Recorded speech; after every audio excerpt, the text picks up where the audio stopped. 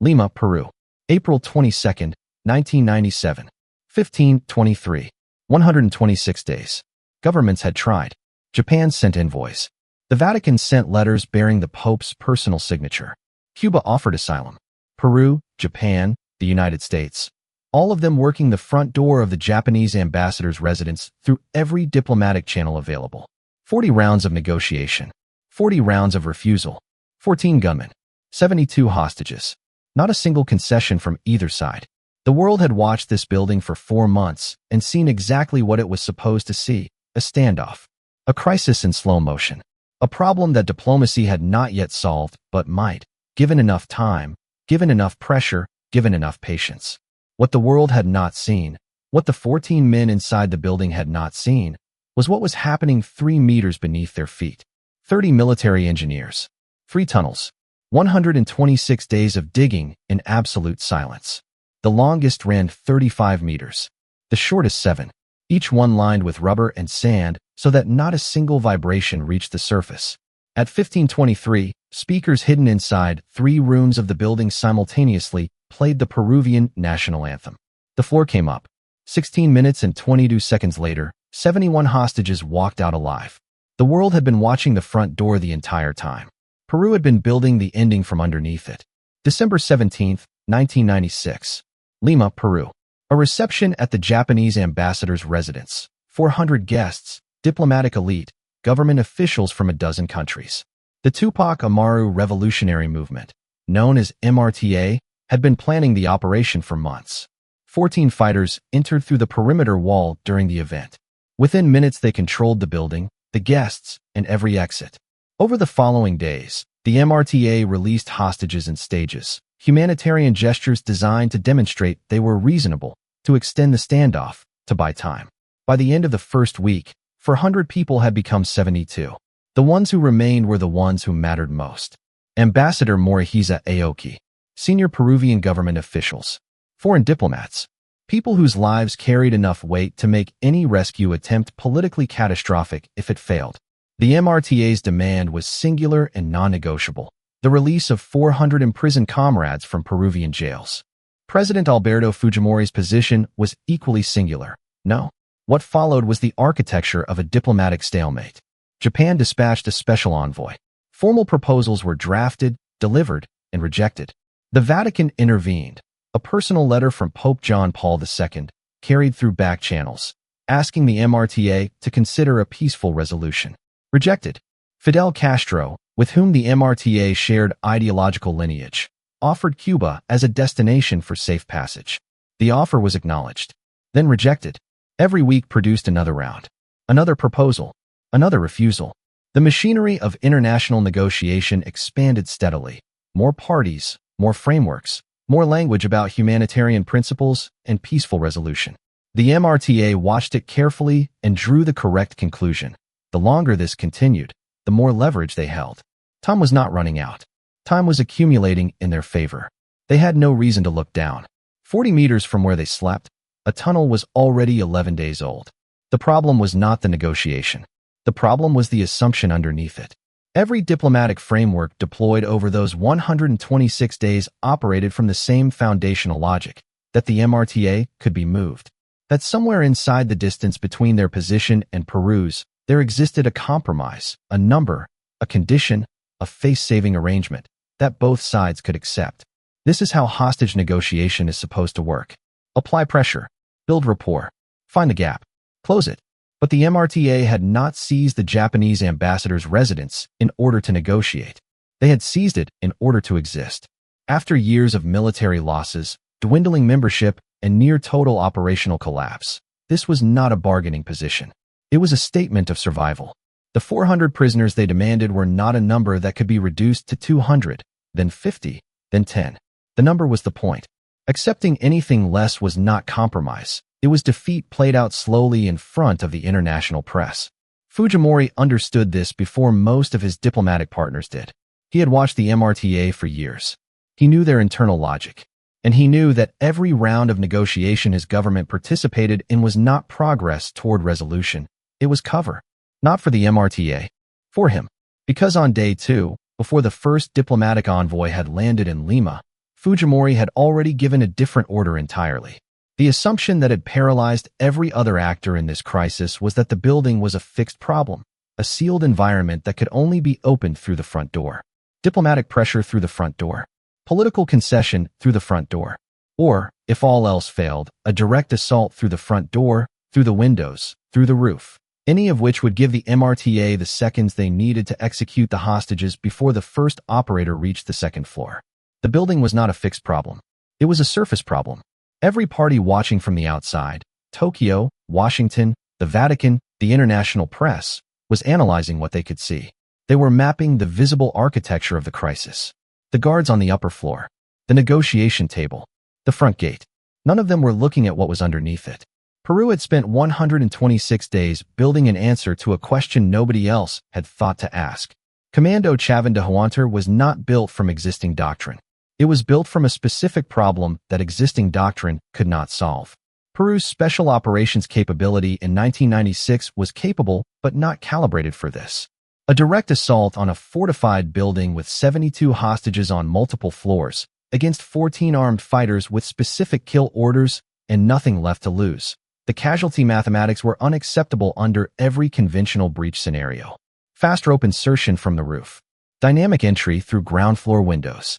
Stairwell clearance under fire. Every approach gave the MRTA time.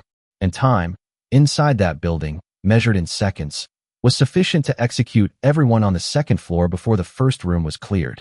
Fujimori went outside the problem. He authorized the construction of a replica, a full-scale model of the ambassador's residence, built at a classified military installation outside Lima. Not an approximation for general familiarization. A reconstruction. Every corridor, every room, every door, every staircase, every interior junction, matched to the original architectural plans obtained from Japan's Foreign Ministry archive. Then he brought in the people who had solved this kind of problem before. Delta Force advisors arrived in the second week. SAS advisors followed. Their role was not to lead the operation. This was Peru's mission, Peru's decision, Peru's execution. Their role was to compress 4 months of institutional knowledge into the training cycle of a unit that had never attempted anything at this scale. How to move through a building fast enough that the building itself becomes the weapon. How to clear a room before the person inside it can process what is happening. How to build a margin of error so small that the plan survives its own friction. 140 commando operators trained on that replica for 4 months. 217 rehearsals of the complete assault sequence. The number was not arbitrary. It was the point at which every variable inside the building had been encountered, processed, and solved within the training environment. But the deeper doctrine, the one that separated Chavin de Huantar from every previous hostage rescue operation in modern history, was not about speed or rehearsal. It was about direction, not where to enter, from where they would never expect. The tunnel was not a contingency. It was the architecture of the entire operation. Everything else, the rehearsals, the advisors, the replica, existed to execute a plan whose first move came from directly below. April 22, 1997, 14:30. Inside the Japanese ambassador's residence, the daily ritual begins on schedule. Every afternoon between 14:30 and 15:30, the MRTA fighters gather in the main reception room on the ground floor for a football match.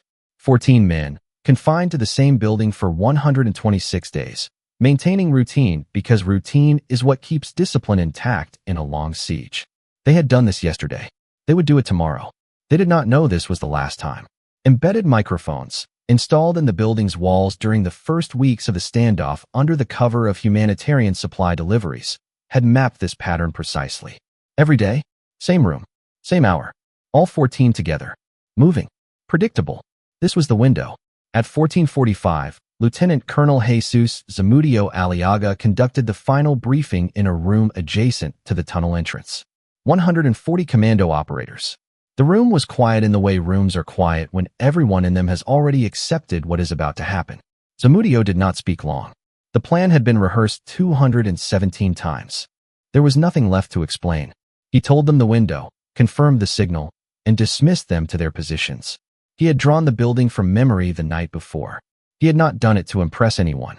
He had done it because he needed to know it was still there.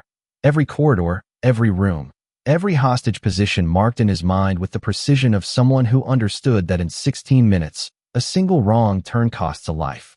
At 15:20, the tunnel teams move into final position. 3 tunnels, 3 entry points, each one engineered to breach into a different section of the building simultaneously. The main reception room, the corridor connecting to the rear stairwell, and the eastern hallway on the ground floor. The simultaneous breach is not aggressive theater. It is a mathematical solution. 14 fighters distributed across a 2-story building cannot be neutralized sequentially. Sequential clearance gives survivors time to move toward hostages. Simultaneous entry from 3 directions below eliminates the geometry of retreat. The engineers had spent 126 days making this moment possible. 30 men in rotating shifts, digging through Lima's soil with equipment wrapped in rubber and sand-packed casing. The excavated earth had been removed in trucks that ran at night, labeled as municipal waste removal. No neighbor filed a complaint. No intelligence service detected the operation. The MRTA, 14 meters above the longest tunnel, had spent 4 months standing on the answer to their own defeat without knowing it existed. 15:23. The national anthem plays through 3 concealed speakers inside the building.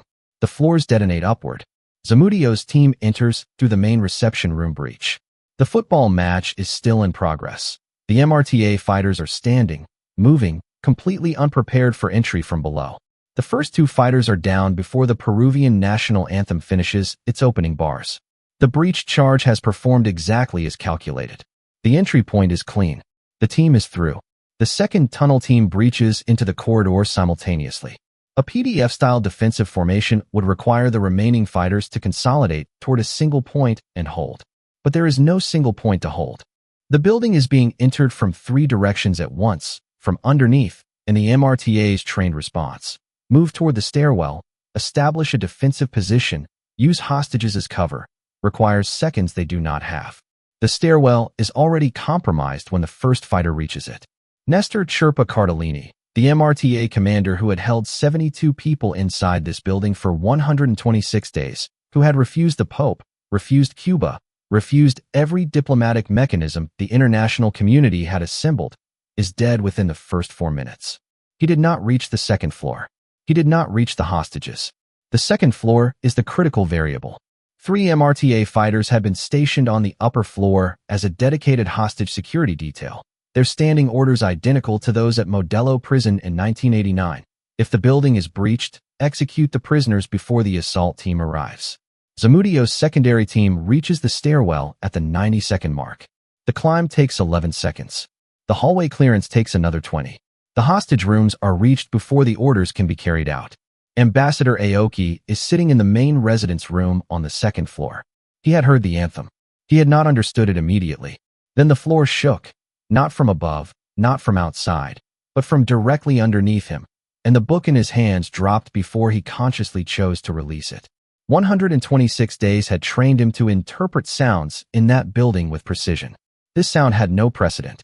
His body processed it before his mind did. The door opened 30 seconds later. A commando operator, breathing hard, swept the room and made eye contact. Aoki was on his feet before the operator spoke. On the ground floor, the last MRTA fighters are being neutralized in the western corridor. The resistance is fragmented, no coordination, no fallback position, no functional chain of command surviving past the 4-minute mark. 13 of 14 fighters are dead or incapacitated by minute 12. At 15:39, 16 minutes and 22 seconds after the anthem played, the building is secure. 71 hostages walk out into the afternoon light. One hostage, a man with a pre-existing heart condition, collapses during the evacuation. He does not survive. 2 commando operators are dead, both killed in the stairwell clearance. Their names are recorded. Their tunnel is not mentioned in the initial press briefing.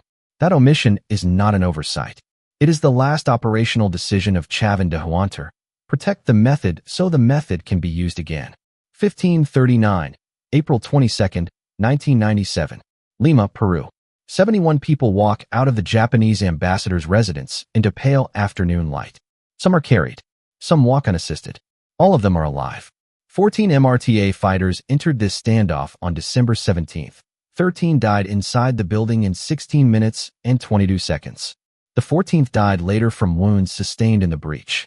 Nestor Chirpa Cardellini, The commander who had refused the Pope, refused Cuba, refused every framework the international community assembled across 126 days, did not reach the second floor. The hostage security detail on the upper level did not execute their orders.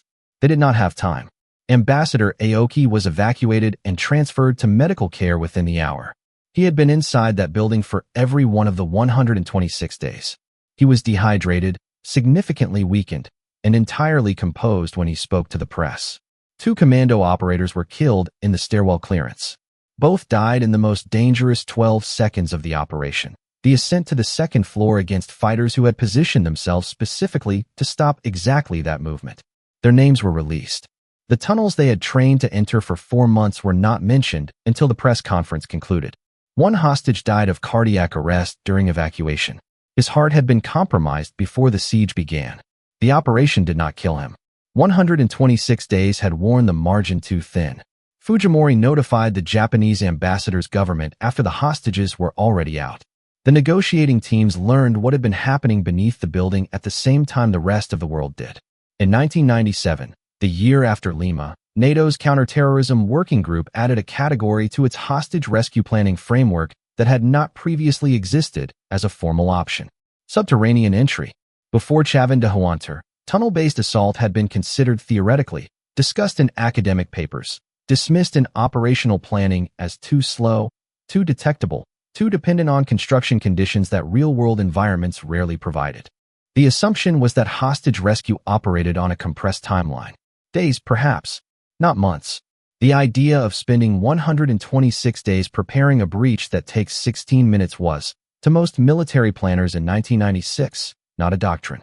It was an anomaly. After Lima, it became a question every planning team was required to answer before finalizing an assault framework. Is there an entry point the target cannot see? Is there a direction of approach they have not defended because they do not believe it is possible? GSG 9 integrated tunnel entry simulation into its training cycle within 2 years. GIGN followed. The SAS, whose advisors had spent 4 months inside that Lima training facility, had already begun incorporating subterranean movement into urban hostage scenarios before the operation concluded. The deeper lesson was not about tunnels. It was about attention. The MRTA had spent 126 days defending a surface. They watched the front gate. They watched the roof. They watched the windows. They built their entire defensive posture around the directions from which an assault could visibly approach. And they were correct. Every direction they watched was genuinely dangerous. They were defeated by the direction they had not considered worth watching. This is not a lesson about engineering or excavation. It is a lesson about the limits of visible threat assessment. Every defensive system protects what it can see. Every gap in that system lives in the space the defender has decided is not worth looking at. 126 days of digging proved that the most decisive entry point in any operation is the one the enemy never thought to close.